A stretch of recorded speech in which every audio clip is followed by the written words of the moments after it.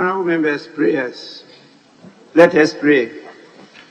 Almighty God, we humbly beseech thee to look with favor upon this Parliament of the Republic of Ghana.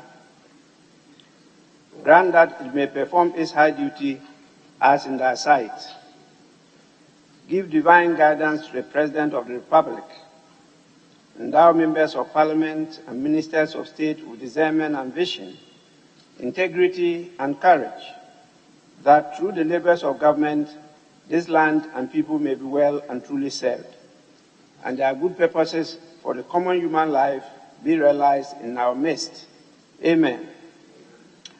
O God, grant us a vision of our country, fair as it might be, a country of righteousness, where none shall wrong his neighbor, a country of plenty, where evil and poverty shall be done away with, a country of brotherhood, where all success shall be founded on service and honor shall be given to the deserving, a country of peace, where government shall rest on the will of the people and the love for the common good.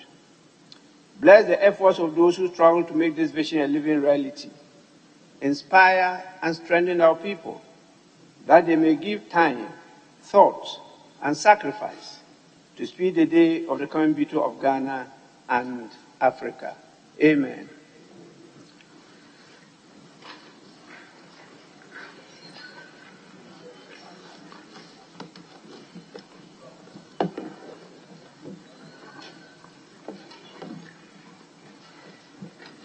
Honorable members, I have not received any message from His Excellency the President, and I don't have a formal communication to deliver today. I am informed the votes and proceedings of yesterday are still not ready, but in a few minutes' time, the clerk's office will distribute same for us to correct. So we'll move straight away to item 5 on the order paper, business of the House for the 4th week. This will be presented, as you all know, by the chairman of the Business Committee. Yes, please. Mr. Speaker, with respect, the chair of the Business Committee is unavoidably absent. With your leave, I would like to do so in his stead. I am the vice chair of the committee, Mr. Speaker. Yes, you may do so. Grateful, Mr. Speaker.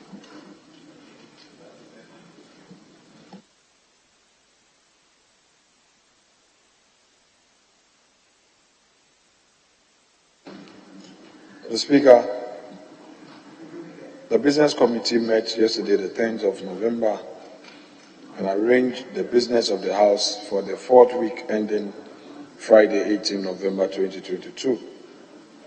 The Speaker, it was agreed that as per the practice, you would have the opportunity to read any communication received to the House. And then, Mr. Speaker, questions were programmed for the ensuing week for the following ministries: Employment and Labour Relations, Tourism, Arts and Culture, Health, Works and Housing, and finally, Roads and Highways. In total, 37 questions have been programmed. Of these, 3 are urgent and 34 are regular oral questions to be answered. The Minister of Health has the highest number of questions to answer, which is 11, followed by the Roads and Highways Minister, who is to appear before us and answer 10 questions. Mr. Speaker may also admit statements from members in accord with the rules of the House. And then again, Mr. Speaker, as and when papers are laid, the appropriate directions may be given, and if necessary, when motions are moved, subsequential resolutions may also be carried. And if government so brings business to the House, the Speaker would have the discretion to refer same to the appropriate committee. Mr. Speaker, presentation of the budget statement and economic policy of government. Barring any unforeseen development, the minister responsible for finance on the authority of the President of the Republic is scheduled to present the budget statement for the year ending 31st December 2023 in accordance with Article 179 of the 1992 Constitution on Thursday, the 24th of November 2022. The Business Committee therefore urges members to take note and adjust their calendar accordingly and be present in the House on the said date. So, Speaker, as per our practice, members are to have understanding of the budget to make meaningful contributions. Accordingly, there is supposed to be a post-budget workshop scheduled for Friday, 25th to Monday, the 28th of November at the Volta Serene Hotel Hall in the Volta region. Members will be expected to check in on Friday, 25th November 2022. And the Speaker here, the Business Committee emphasizes that members should be properly prepared and properly constituted to enable them participate fully with every necessary tool. The Business Committee, Mr. Speaker, expect that debate on the budget will commence on 29th of November 2022. That is when we come back on Tuesday. Mr. Speaker, the order of business for the ensuing week is hereto attached without any appendix, but it's a 7-page attachment. It's attached to the motion. So, Speaker, nothing more to add. I pray that in accordance with Order 162 and 53 of the rules of this House, this report be adopted. I thank you, Mr. Speaker.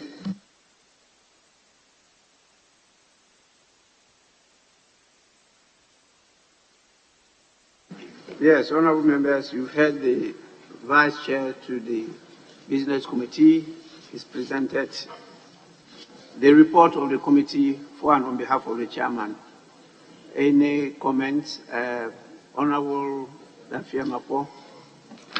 Speaker, thank you for the opportunity to comment briefly on the business for next week as presented by the Deputy Majority Leader. Mr. Speaker, I have filed 3 important questions which you duly admitted, and the evidence is that they've been remitted to the recipient agencies. 1, there were some reported issues with the Scholarship Secretariat regarding non-payment of scholarship of Ghanaians in foreign universities. And so I filed an urgent question directed at the Minister of State at the Office of the Presidency, considering the fact that the Scholarship Secretariat is located at the Office of the Presidency for an answer. And the questions have been remitted to his office for response. Mr. Speaker, again, I filed 2 questions directed at the Honorable Attorney General regarding 2 issues concerning the General Legal Counsel. 1, the production of the report of the disciplinary inquiry that the GLC itself conducted into the unlawful admission of some students in the law school, and also the issues concerning the 499. Both questions have been remitted to the Office of the Attorney General. They were not taken in July, so I was hoping that, having returned in October, my questions will feature for the answers to be provided, but I do not see them. And I'm worried that the matters, the nature of the matters for which I filed those questions are of some urgent nature. And so I fear that as time passes, it may be caught by a fruition of time. If we have students who are in foreign countries, in universities, whose allowances and fees ought to be paid, the house needed to be briefed so that they are not in distress. And so it is, unfortunately, today we are the General Legal Council, headed by the Chief Justice, is calling new lawyers to the bar. And so it's opportune that I raise these matters so that the Honorable Attorney General will find it expedient enough to come to respond to the questions that have been directed to his office to answer. So I thank you for the opportunity. Yes, Honorable. Thank you, Mr. Speaker. Mr. Speaker, I rise to comment on item 4B, which has to do with the pre-budget workshop. Mr. Speaker, we are most grateful for this exercise. I'm sure members here gathered would always underscore the importance of going out on a retreat to discuss matters affecting the budget before it's even late. Mr. Speaker, I don't know if the report has gotten to you. On a couple of occasions when we've gone to Ho, Mr. Speaker, your very members of parliament, some had to suffer accommodation problems. There are some hotels that they put us that they had to go and use buckets to fetch water for us to bath in the bath, like Chance's Hotel and so on and so forth. Mr. Speaker, the Serene, Bota Serene Hotel, superb first-class hotel, does not have the number of rooms that can accommodate all of us. There are hotels in Ghana, that we can consider if Mr. Speaker will not mind, so that we can have some kind of comfort for members as far as this program is concerned. I am of the view that, as Mr. Speaker has always, looked after the welfare of members of parliament, you wouldn't want to see us go there and suffer and come back. I mean, it's quite humiliating for people such as noble as we are to be giving, accommodation which does not befit our status. That notwithstanding, we have staff of parliament that are also attending, and it is always competition between the member of parliament and staff of parliament, because the staff of parliament will always get the Bota Serene Hotel, and we have to go to the Chances and all the other hotels. The Speaker, if you indulge me, I would want us to reconsider the venue for this program and see if we can find a hotel which range or which price, ranges within the same amount that we're going to spend in Ho, so that we would, look after our comfort a little bit, because it is not appropriate. Otherwise, Mr. Speaker, we're going to suffer this time in getting the numbers. I respect you, Mr. Speaker.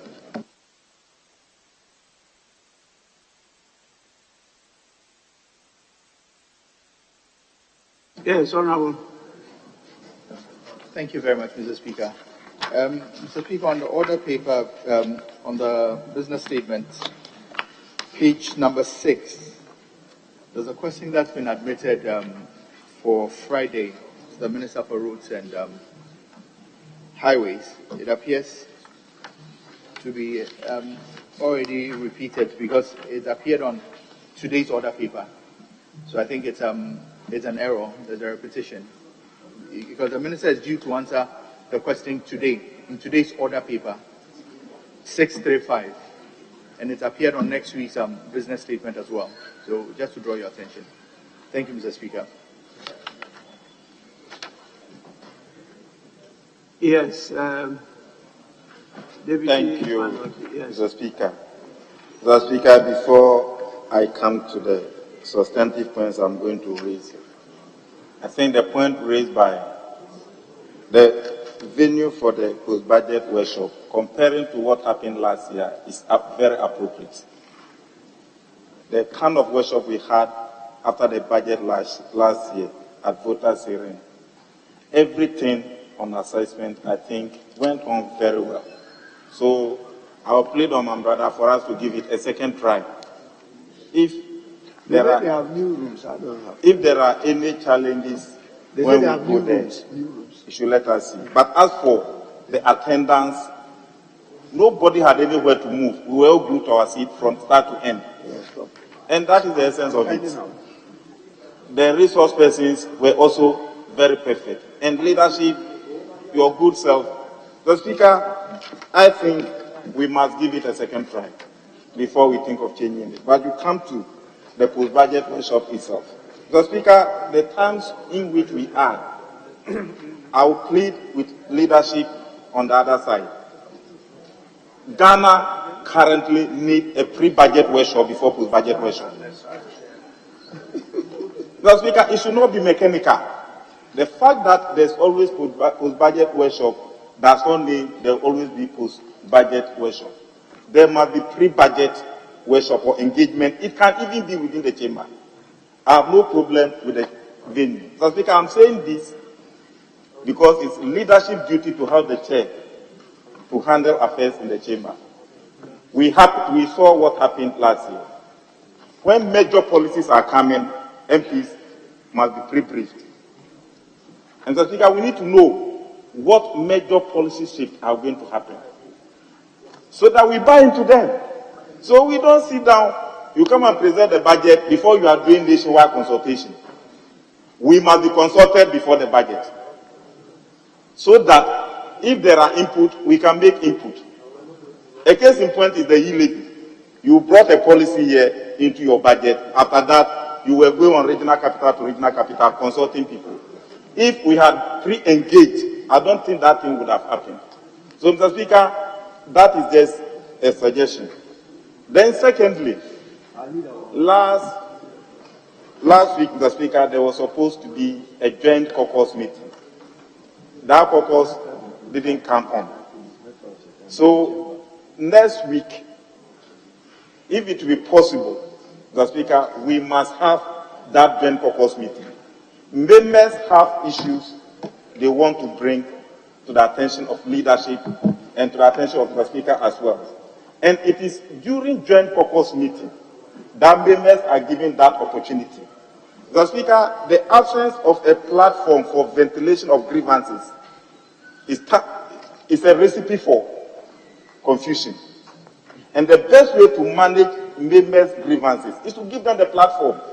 So I don't understand why joint caucus, holding a joint caucus is becoming a problem.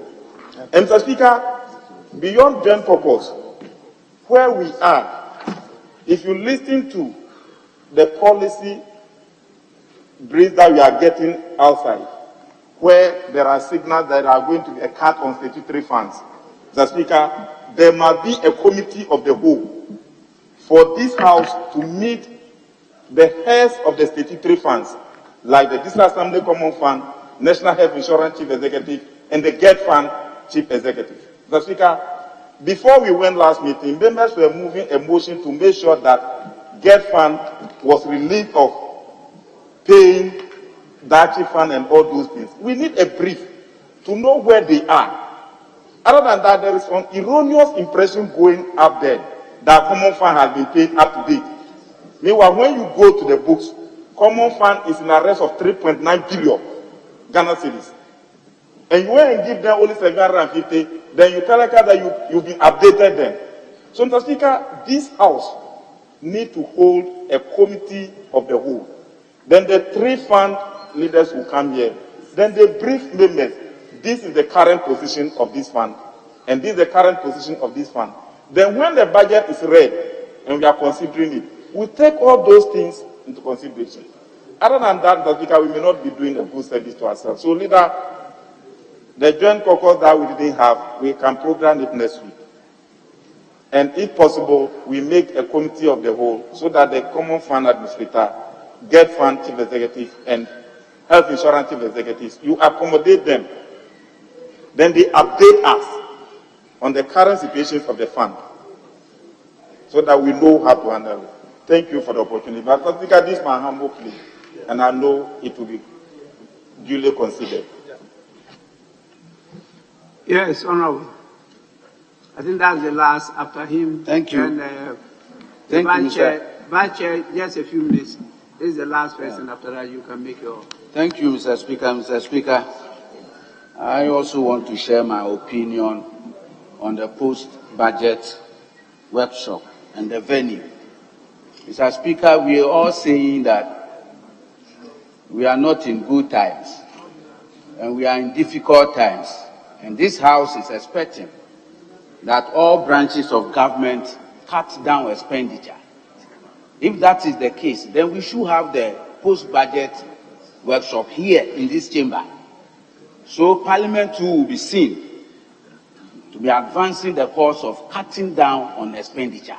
Let us have the post-budget workshop in this House, and let's take it as if we come into Parliament.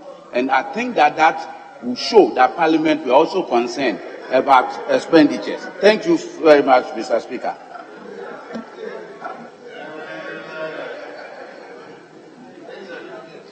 Mr. Speaker, not that long, my colleague opposite was the second deputy majority whip, and he was in charge of sending members to Capital V for orientation, for post-budget workshop. So were you not cutting costs at that time? Honorable Member, it's no question time.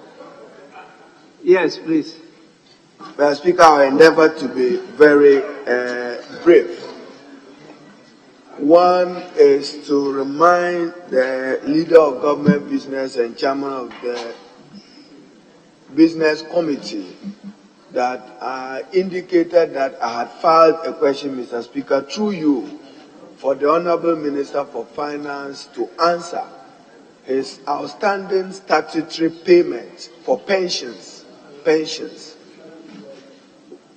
whoever it may be, including you. Mr. Speaker, then the second is I requested. The other time leader was responding to me, he said question. It was not a question. I said that the Minister for Defense, Minister for Interior, and Attorney General must jointly come and account to us the failing Galamsey fight, how much resources have been bequeathed to them, how they have used the resources, including the human resources of the country, armed forces and police, whether they are using them right or wrong. And to respond to Aisha Wang, and Mr. Speaker, somebody on Joy FM, I'll get the name for you, says she petitioned you on matters relating to Galamsey, that she wrote a petition to the Speaker and leadership. We are not acting on it. One of the non-governmental organizations. So we would need to be proactive. Then, Mr. Speaker, finally, when I hear the leaders, page 2, when you start your presentation of the budget statement and economic policy, when you preface it with the words, bearing any unforeseen development, bearing any unforeseen development. Mr. Speaker, constitutionally, we cannot tolerate any unforeseen development. You can breach the Public Financial Management Act, but you cannot breach the Constitution, Article 179. If on 24th November, the budget statement and economic policy is not presented, we will be in breach of the constitutional requirements. Count your days. Count your days. We are already in breach, Mr. Speaker. So don't lead us into any unforeseen circumstances. And Mr. Speaker, you know, you've been at the IPU with him. Even the IPU rules regarding budget oversight and scrutiny of budget. If you bring a budget on 24th of November, how much time would we have to be able to do what we are expected to do as a House in terms of exercising oversight? So, Mr. Speaker, with these observations, I then finally, I've heard my colleague raise Serene Hotel. I've just gotten a text from, I inquired when you were talking, that they have 282 rooms, but it's for the clerk and other things to look at it. I just found out from somebody in the hotel how they are ready. But as to the decision as to where we do it, Mr. Speaker, we all can collectively take a decision here. but they do have enough rooms to accommodate members. Should that be our decision? I can share the text with you after this. Thank you, Mr. Speaker. Yes, Chairman, Business Committee. The Vice presented the report. Okay, Chairman himself, you want to respond?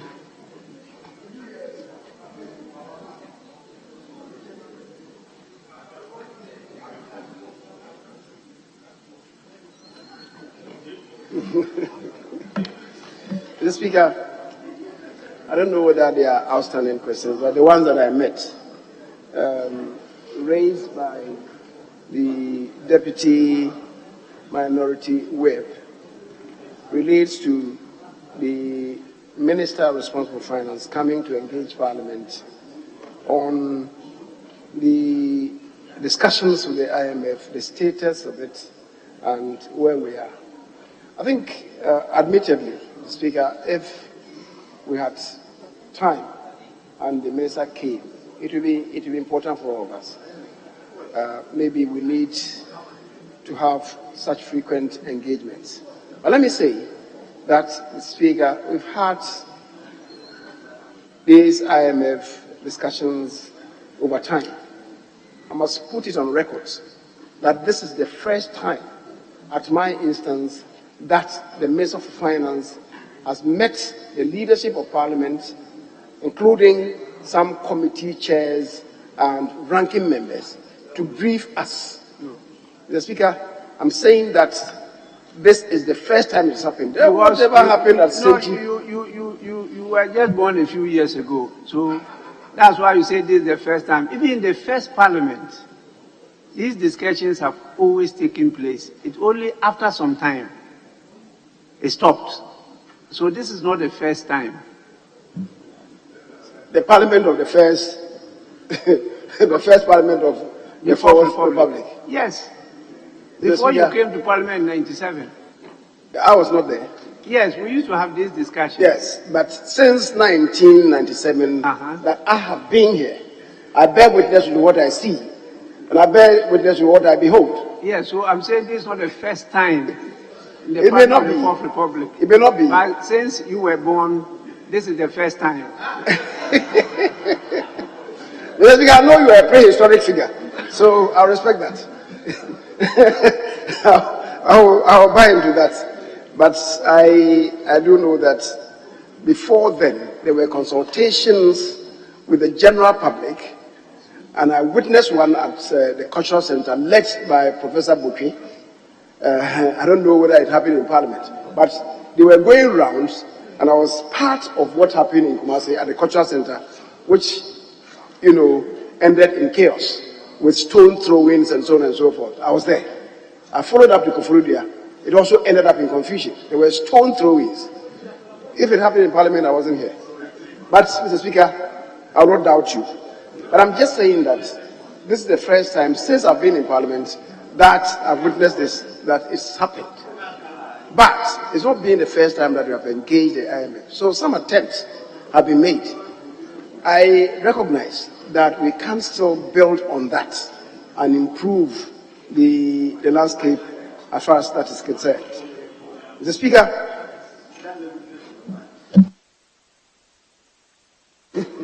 yes. Mr. Speaker, yes. The Joint Caucus, I think we spoke to it last week, but given the developments in the House, we're not able to hold it. I think we'll take it on board and arrange to have it, possibly on Wednesday. Possibly on Wednesday.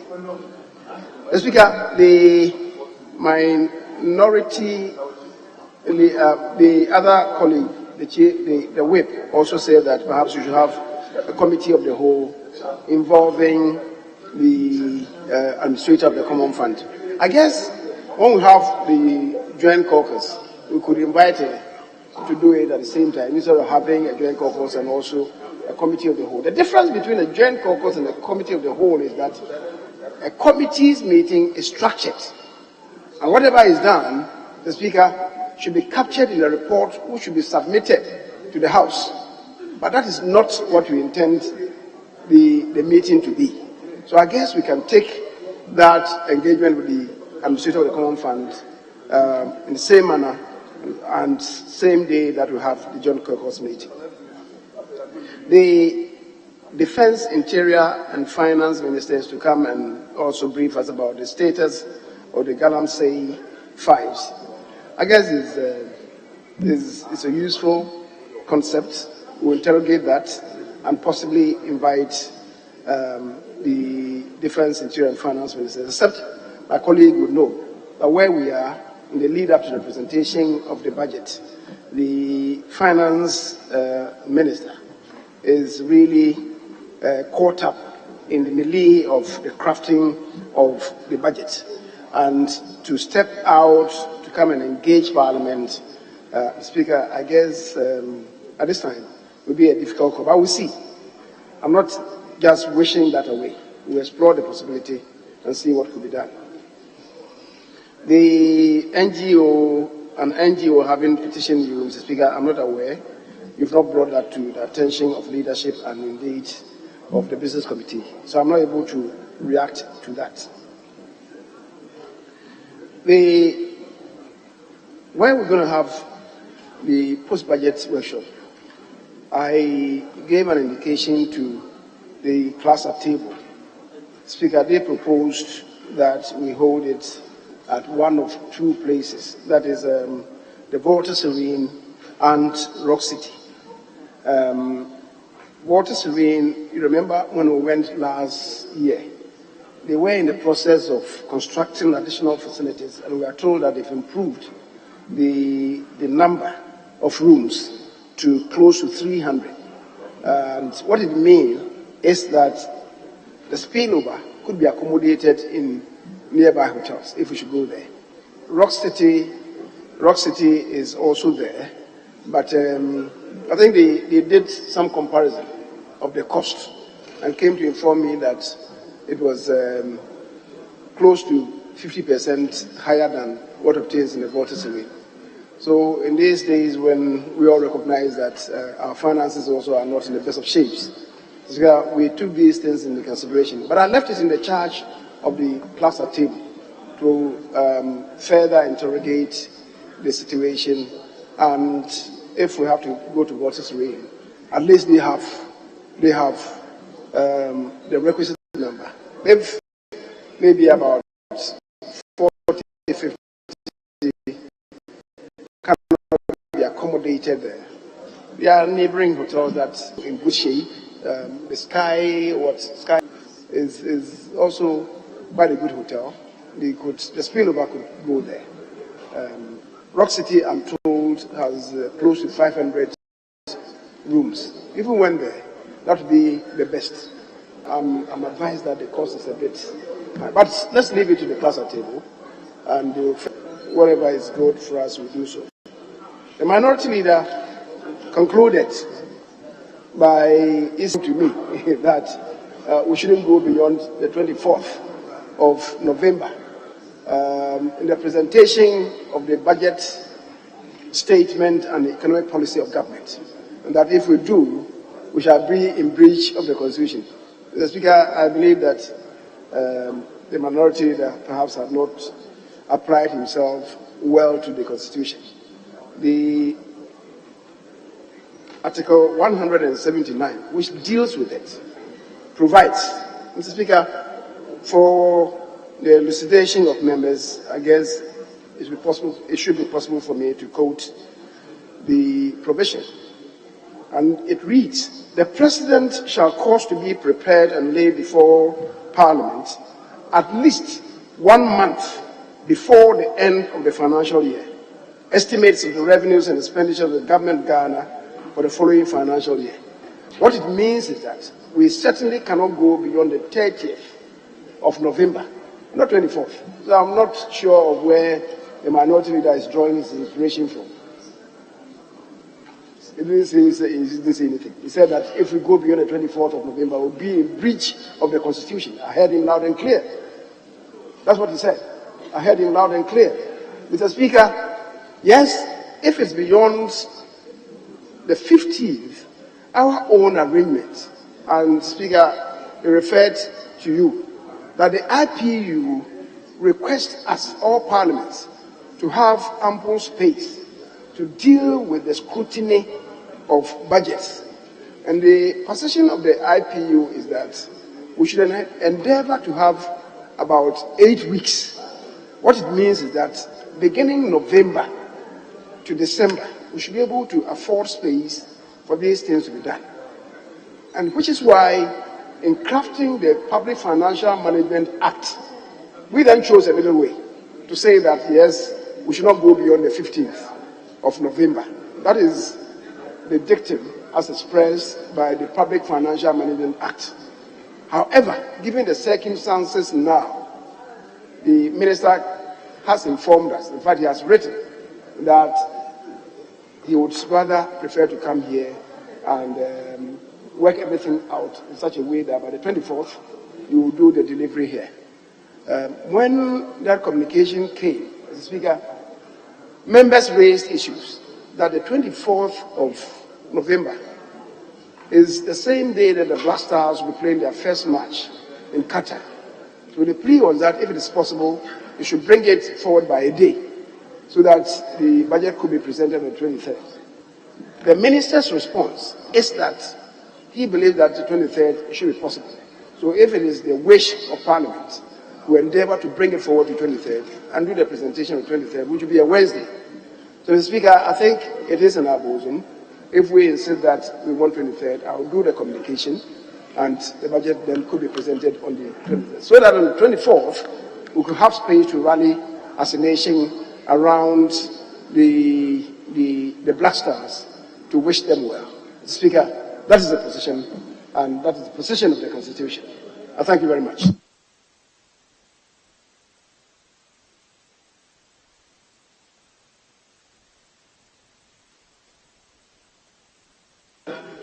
Yes, honourable member.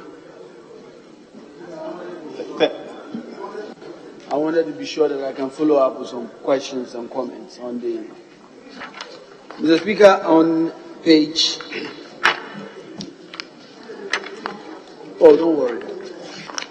On the post-budget hearing, it was stated that, as usual, we'll be inviting experts to come and basically share some views on the budget. Mr. Speaker, my humble suggestion, I've participated in a lot of these post-budget hearings. I would suggest that while a lot of these experts are very good, some of them have been coming consistently over the years, and some freshness and some changes, also new ideas will be very helpful. So my suggestion is that we look at some rotational approach so that there's some freshness. I was comparing some notes and I realized that it was like some recycling of notes on an annual basis. But I think some freshness will help.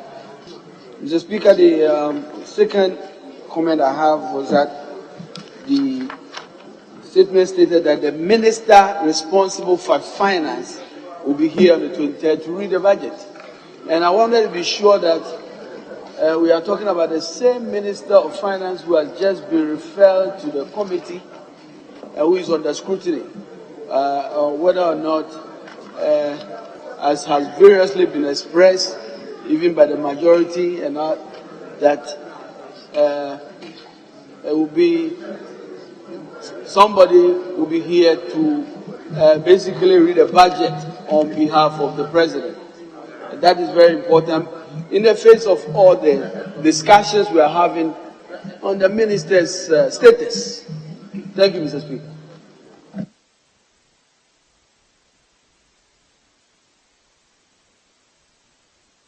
Yes, Honourable Woyomi. Thank you, Mr. Speaker. Mr. Speaker, last week the Minister for Youth and Sports was here to deliver a statement, and at the end there was an assurance that it was going to be open for some debate. And so we want to, it didn't take place. So we want to find out when would that take place, because there's no indication in the business statement.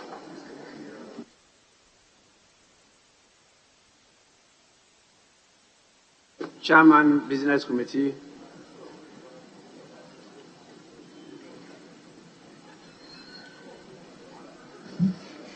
Mr. Speaker,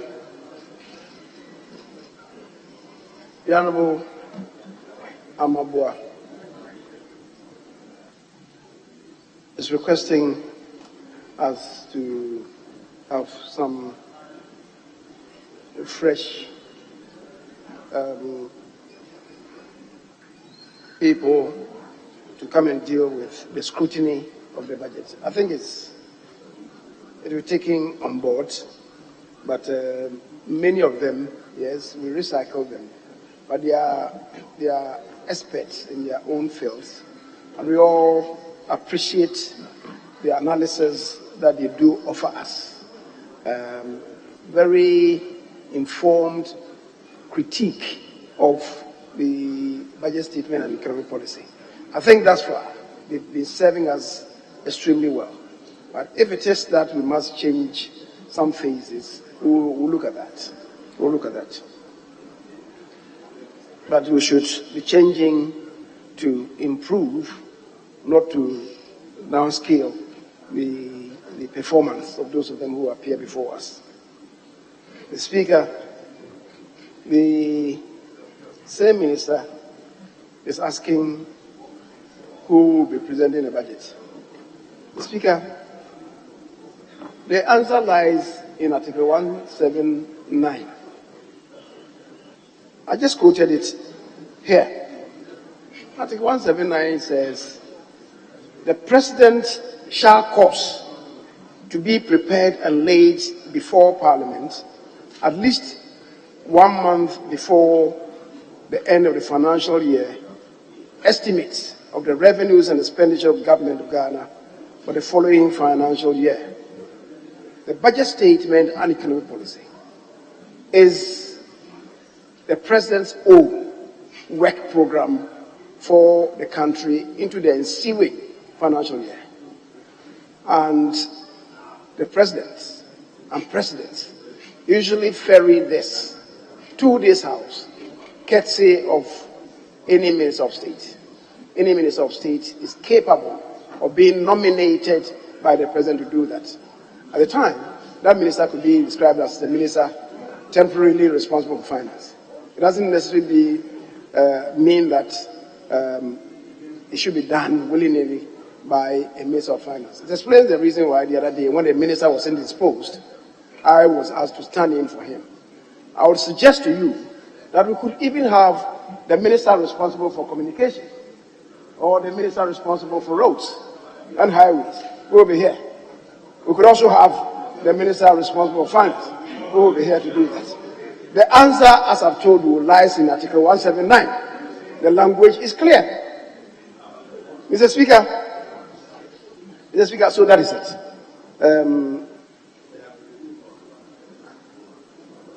The Honorable Oyeme draws attention to an outstanding matter. I think it was a bit late to the House on Tuesday.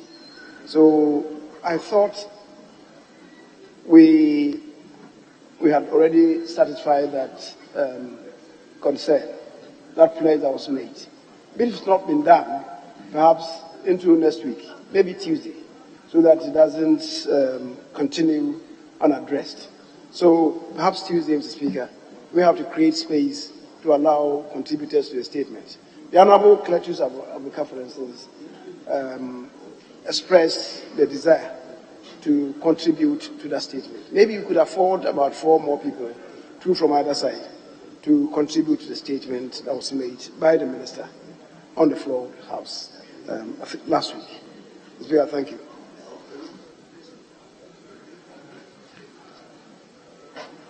Yes, Honorable. Thank you, Mr. Speaker. Mr. Speaker, my intervention has to do with the response given by the majority leader in response, more or less, to the question that was asked by Honorable Bua on the issue of who will be presenting the budget. We understand what the constitutional provision says, but at least it is appropriate the presentation would have been the Minister for Finance. But that question is so important because we have heard some of our colleagues from your side who have publicly threatened that they will boycott Parliament if the Minister for Finance appears to present the budget. So as the Minister, as the leader of the House, and Minister for Parliamentary Business, it is imperative you tell us whether the embroidered Minister for Finance would appear to present the budget, or at least your good self. Because I realized when you presented, you enjoyed it. We all loved it, that we have one of our colleagues in this House presenting the budget. So tell us, more so when we are taking the business for next week, so that we'll be rest assured that at least some of our colleagues wouldn't be boycotting, because we would have known that you would do the presentation or a different person would do that. So I think that it is important you finish us. The one you didn't enjoy it, and the one you did, you pre-inform us that you'll be presenting the budget. So, Mr. Speaker, I think it is we wore white that day. And if it is you, perhaps some of our colleagues will be in white again. Thank you very much, Mr. Speaker.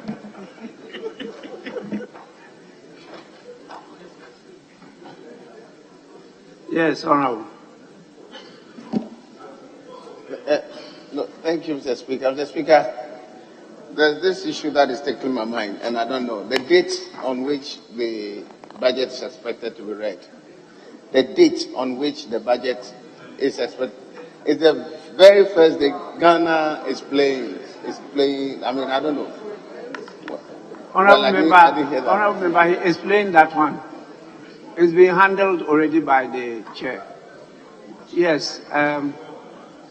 Do you have any reaction to what Honourable Mutala has just raised? Mr. Speaker, I've told him that the answer to that question lies in Article 179. Oh, but why are you relying on Article 179?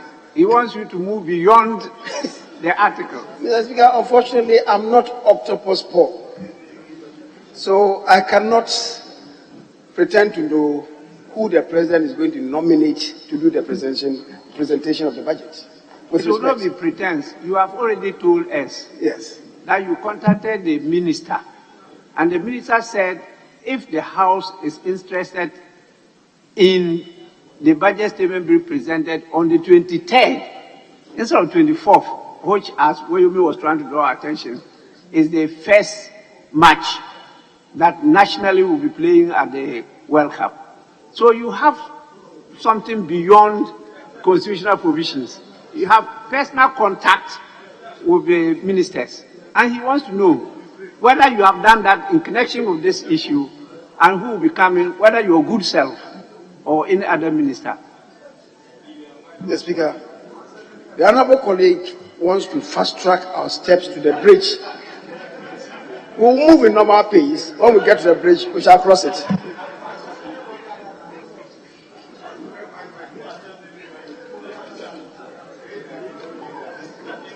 In common parlance, the Ghanaian common parlance, they will say that the majority leader pulled foot. Yes, honourable members, the business statement as presented and further expatiated by the chairman of the business committee is accordingly adopted.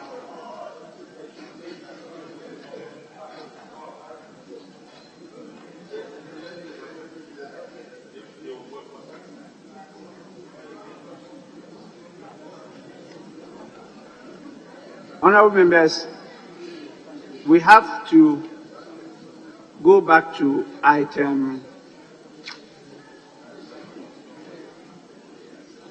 4,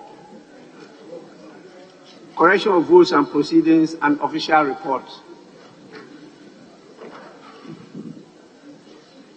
But we have a very urgent business to transact, and I expect members to be very sharp with this issue so that we can conclude, suspend sitting, and then go and do that business, or as your pleasure.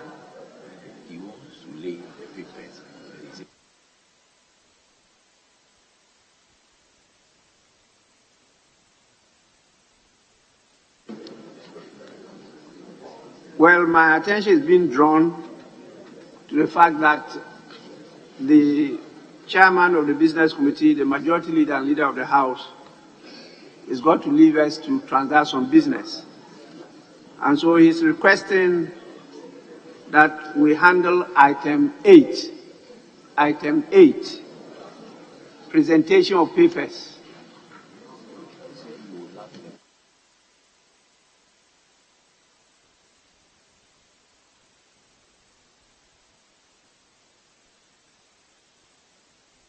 Honorable members, item 8 at page 4 of the order paper.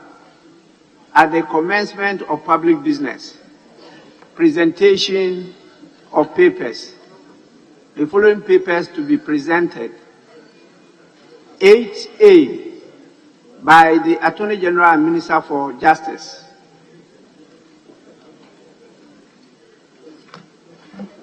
Speaker, Yes. respectfully, if I would seek your indulgence to allow me to present these papers on behalf of the Attorney General and also to run us through the other responsibilities for the other ministers. And if it meets your indulgence, to further, Speaker, request that in the presentation, if we can bunch them together, and then we could move on from one minister to the other to hasten the pace of the presentation. Yes. Thank you, Mr. Speaker. Mr. Speaker, we have 5 ministers. Minister for Justice and Attorney General, Minister for Education, Information, Finance, Local Government, and Trade and Industry. If the ministers are here, I will have no problem with the application being made by the Honorable Majority Leader and Minister for Parliamentary Affairs. Mr. Speaker, last week, before the adoption of the business statement, we sounded that caution that ministers should do this House and Ghanaians a favor by attending to the House to do businesses that were slated for them. So it can't happen that the Minister for Parliamentary Affairs is always giving that burden. He has too much in his hands already to be done. And Mr. Speaker, if this House is treated towards a direction where a Minister of Parliamentary Affairs is chosen and leader of government business, and therefore he tends to lay the papers for all the ministers. Mr. Speaker, it's not a good practice for this House. And yesterday, if you saw what happened, a case in point, the Minister for Finance, has not been written to. As for these ministers, they are aware that these businesses are supposed to be done to this House today, and they must be present. And the Deputy Minister for Finance is here. So if leader will make application for her to lay that of the finance, I have no problem. But leader, today we will accommodate you. But this is a business statement for next week. Tell the ministers when they come here, they must take advantage in engaging them. But if they don't come, they always overburden you. Unless, I don't want to say you take delight in doing that. But you are not jack of all trades. Let them be coming. Thank you, Mr. Speaker. Today, Mr. Speaker, we have no objection. We will accommodate the leader to do it on behalf of them. But next week, the ministers must be present in the chamber. Yes, Majority Leader. Mr. Speaker, I take the observation of the Deputy Minority Whip seriously, to inform that as I speak now, I myself am requested to be at a cabinet committee meeting involving this, because in the lead up to the budget, I'm here because I have to do the business of the House. So it is not a frivolous request that I'm putting across. Speaker, so if members are satisfied. Yes, the Deputy Finance Minister is here. Honorable Majority Leader, please. So I'll do this if the Deputy Finance Minister re-enters the House. Yes, honorable members, for her to do that. 8A, Roman 1, Roman 2, Roman 3, Roman 4. Annual statement by the Audit Committee of the Council for Law Reporting, CLR, for the year 2020.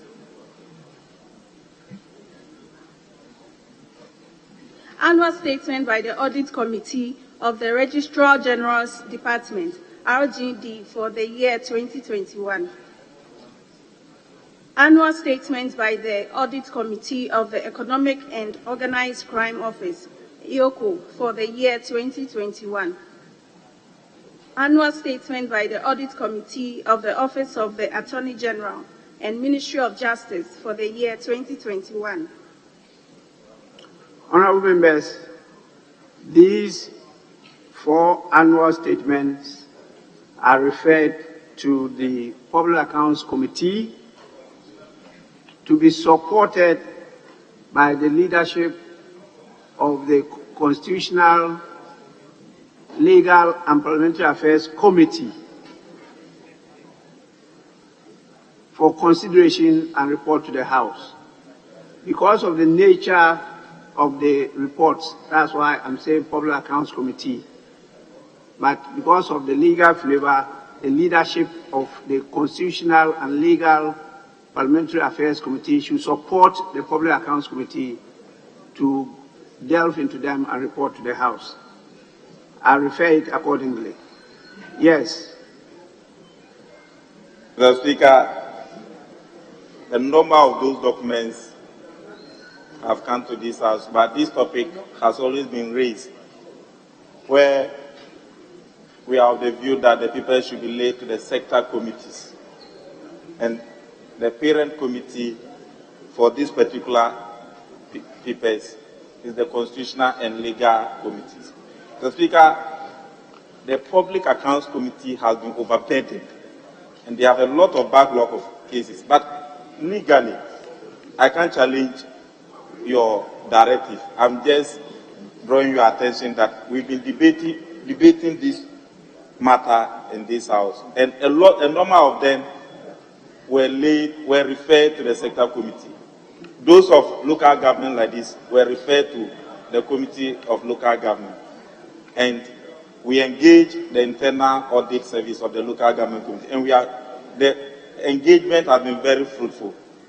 And they were of the view that this was the first time that such a thing was happening. I said, yes, the House has not determined on which specific ministry or committee those documents should be referred to. So, Mr. Speaker, if you wouldn't bother, the leadership of the Constitutional Legal alone might not be enough. Either you do it joint committee or the leadership of public accounts assisting the Constitutional Legal to expedite action on this. Other than that, there will be too many referrals to them and there will be no report to the House. Anyways, a humble suggestion. Yes, Majority Leader. Mr. Speaker, I think I share the idea expressed by my colleague, the Deputy Minority Whip. Mr. Speaker, in truth, this paper or these papers, these statements, which should emanate from the ministers, after perusing the performance of the ministries, the various sectors, departments, and agencies, they submit them to the sector committees.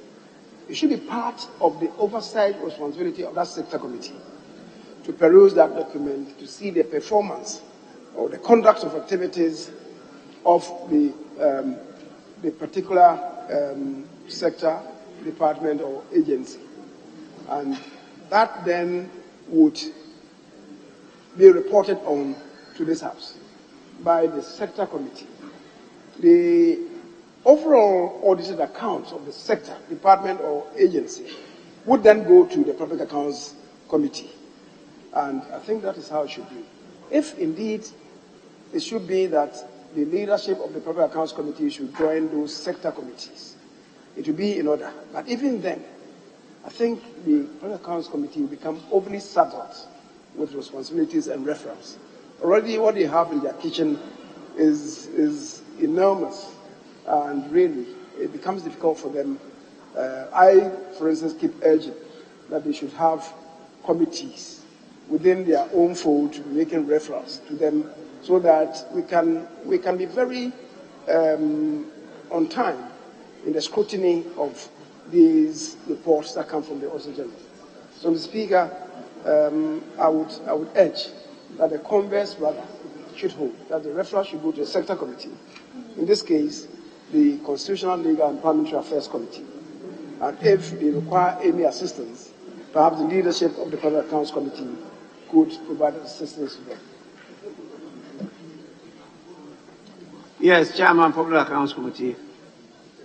Thank you very much, Mr. Speaker. Mr. Speaker, these annual reports are a report coming from the audit committees established under Section 86 of the Public Financial Management Act.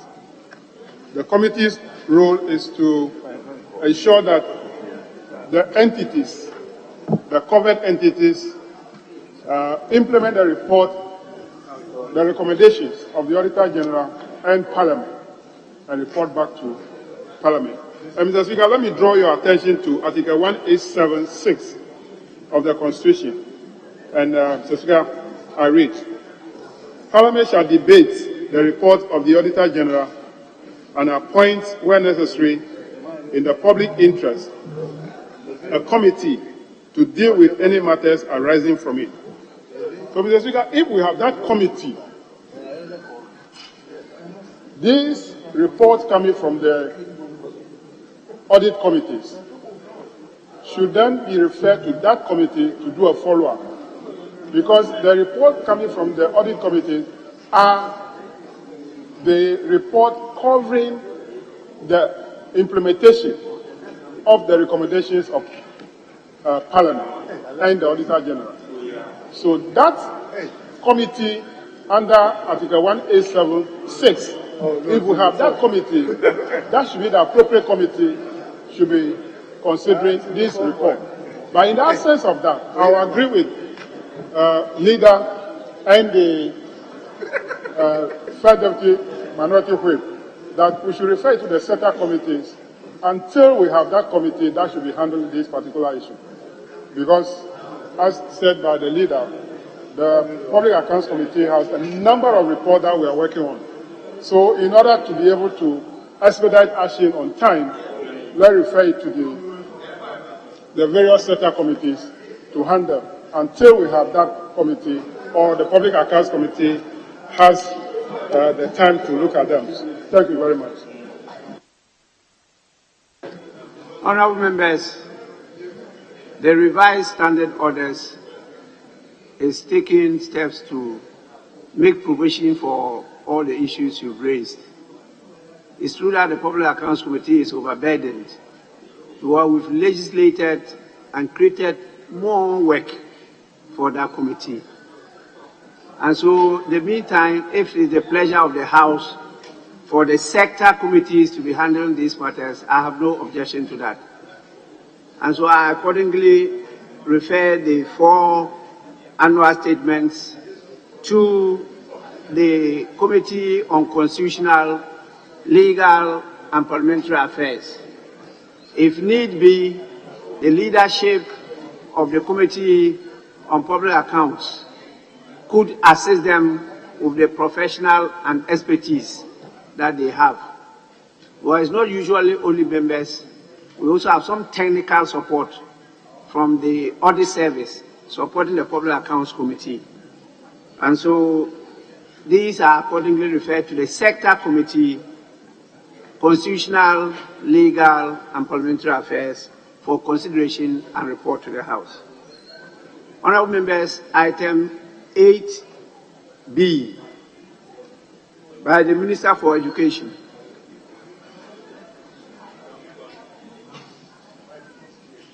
Financing agreement between the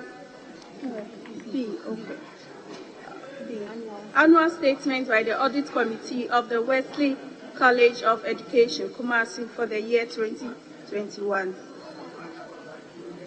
Honourable members, the annual statement is referred to the Committee on Education for consideration and report to the House.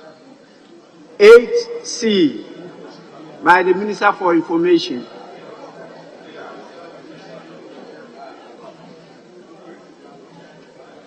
Annual Statement by the Audit Committee of the Ministry of Information for the year 2021.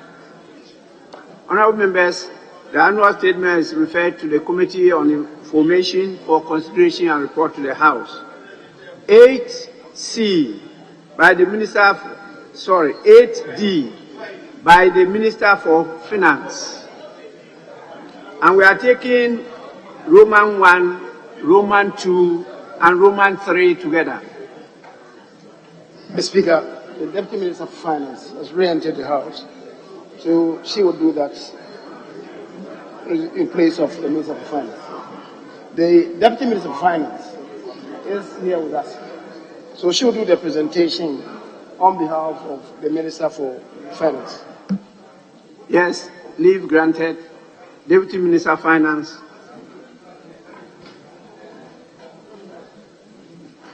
Financing agreement between the Government of the Republic of Ghana, represented by the Ministry of Finance, and the International Development Association of the World Bank Group for an amount of $150 million United States dollars to finance the public financial management for the Service Delivery Program.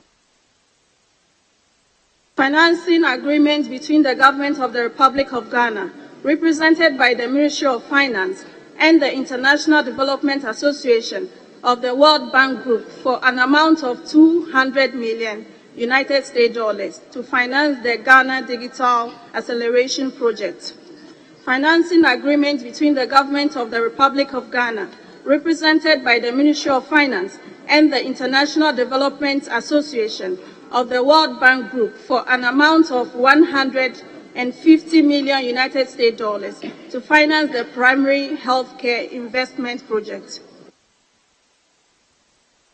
Honorable members, the three financing agreements are accordingly referred to the Committee on Finance for consideration and report to the House. We now move to item 8E by the Minister for Local Government, Decentralization and Rural Development.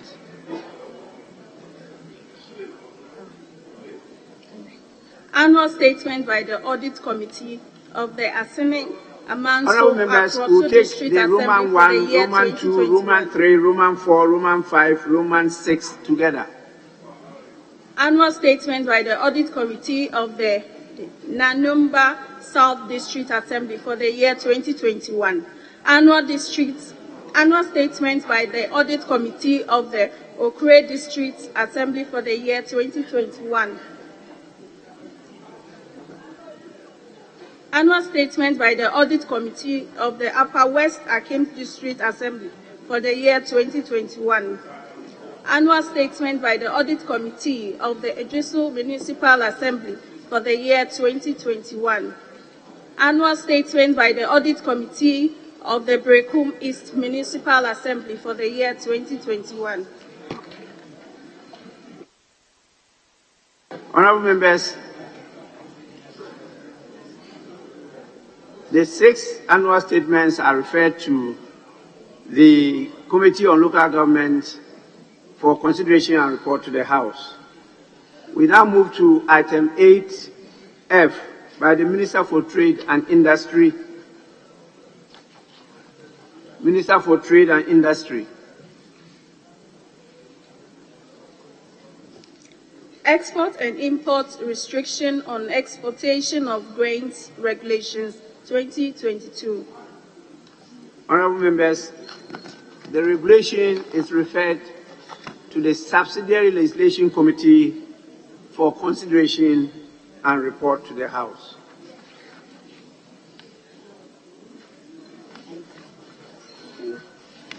We finish with item 8, and we will now move back to item 4, correction of votes and proceedings and official report. Honorable members, we start with the correction of votes and proceedings of Thursday, 10th November 2022, page 1. Page 2. Page 3. Page 4. Page 5. Page 6. Page 7. Page 8. Page 9. Yes. Speaker, I endorse the leave of absence for my boss, Honorable Andong. He is still here as absent. I endorse that of Honorable Honorable Member, you are completely out of order.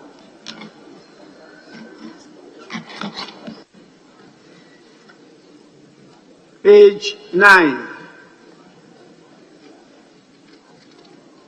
Page 10.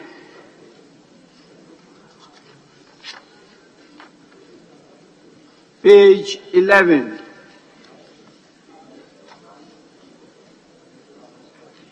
Page 12.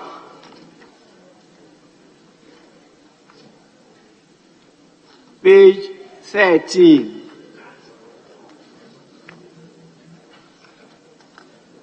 Page 14. Page 15. Page 16. Page 17. Page 19. Page 20. Page 21.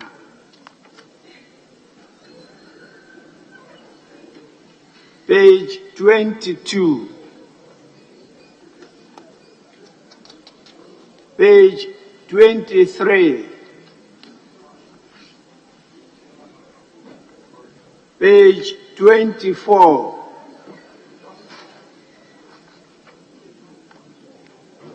Page 25.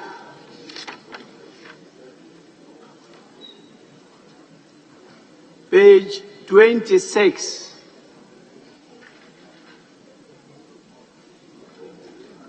Page 27. Honorable members, in the absence of any corrections, the votes and proceedings of the 11th sitting held on Thursday, 10th November 2022, are adopted as a true record of proceedings. Honorable members, in view of other business of the House, I propose to suspend sitting for 2 hours. 2 hours.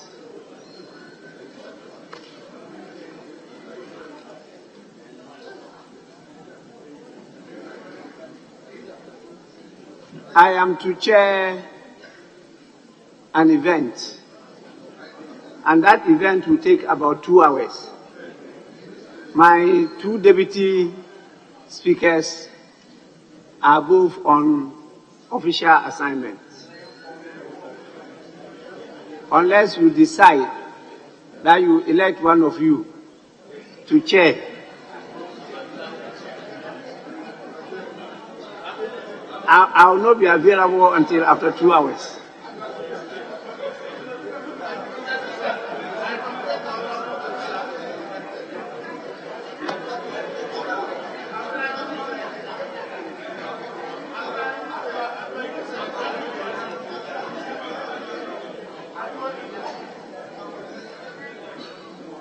Well, yes, Majority Leader. Yes. What's the pleasure of the House? Speaker, as you said, the two deputy speakers are unavailable. Even though the Minister for Roads is ready to respond to the questions as of him, I also do know that there is a very important assignment, the book launch to which you have been invited. I myself, I need to be there. At the same time, I need to be at the conference center to join ranks with a niece of mine who is involved in the call-up that's been done today in respect of the newly passed out lawyers. So, Mr. Speaker, in the circumstance, I believe if we suspend sitting and come back, it will be too late for us, today being Friday. So I would want to plead with my colleagues to let us have an adjournment to come back on Tuesday next at 10 o'clock in the forenoon. And if that's the pleasure of the House, Speaker, I will then want to move that this House takes an adjournment until Tuesday next at 10 o'clock in the forenoon. I so move. Yes. I write to second the motion moved by the majority leader that the House is adjourned to Tuesday next by 10 in the forenoon. I thank you, Mr. Speaker. Honorable members, before I put the question, it's important I plead with the Minister for Roads and Highways. He's always here with us, but he was scheduled to answer a number of critical questions. He's been here since morning. Unfortunately, we are caught up with other business and he has to come back again. So I direct the business committee to reschedule his questions. And also the Minister for Fisheries. Yes, I've seen her, but she is not always with us. She is not always with us. Yes, but today I see her glued to her seat since in the morning. So reschedule both questions for the two ministers and inform the House accordingly. Honorable members, motion moved and seconded is now for the consideration of the House. In the absence of any consideration, I put the question. Those in favor of adjournment say aye. Aye. Those against say no. The ayes have it. The House is accordingly adjourned to Tuesday at 10 in the forenoon. The House is adjourned.